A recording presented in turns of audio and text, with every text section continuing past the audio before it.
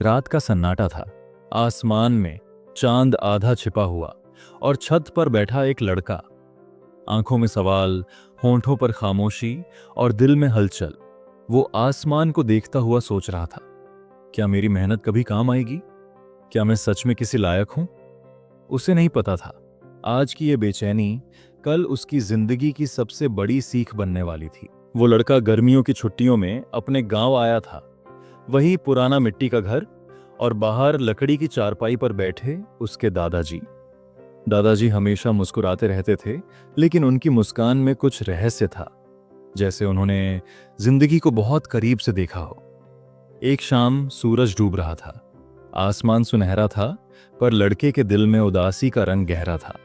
वो धीरे से दादाजी के पास गया और बोला, दादाजी, क्या मैं कभी सफल हो पाऊंगा? जब भी जिंदगी कठिन लगती है, मैं डर जाता हूं, हार मान लेता हूं। दादाजी ने कुछ पल उसकी आंखों में देखा, फिर मुस्कुराते हुए बोले, चलो बाजार चलते हैं बेटा, आज मैं तुम्हें एक जवाब नहीं, एक अनुभव दूंगा। बाजार पहुंचकर दादाजी ने दो छोटे पौधे खरीदे। पोता हैरान, दादाजी, सफलता का पौधों से क्या लेना देना?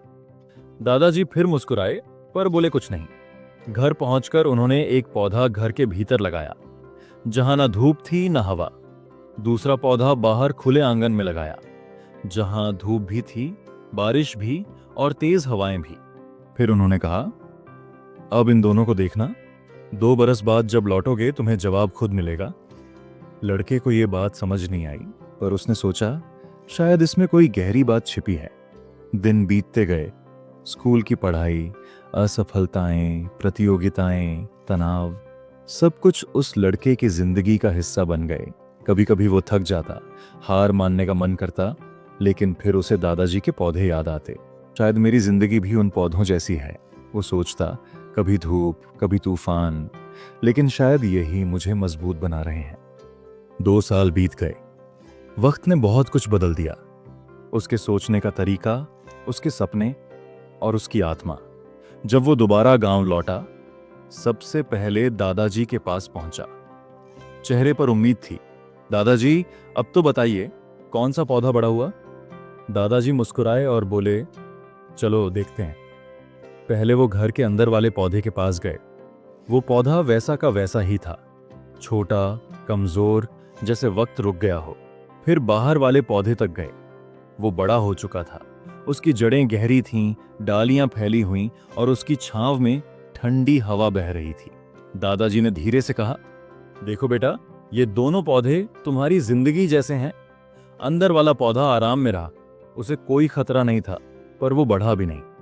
बाहर वाला हर दिन संघर्ष करता रहा, धूप, हवा, तूफान सब झेलता रहा, लेकिन हर मुश्किल ने उसकी जड़ों को और मजबूत बना दिया। लड़का चुप था, उसकी आंखों में चमक थी, पर दिल में सन्नाटा, जैसे कोई गहरी सच्चाई भीतर उतर रही हो।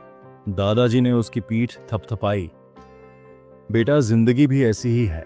जो संघर्ष से भागता है वो कभी नहीं बढ़ता। मुश्किलें हमें गिराने नहीं, सिखाने आती हैं। हर दर्द हमारी जड़ों को और मजबूत बनाता है।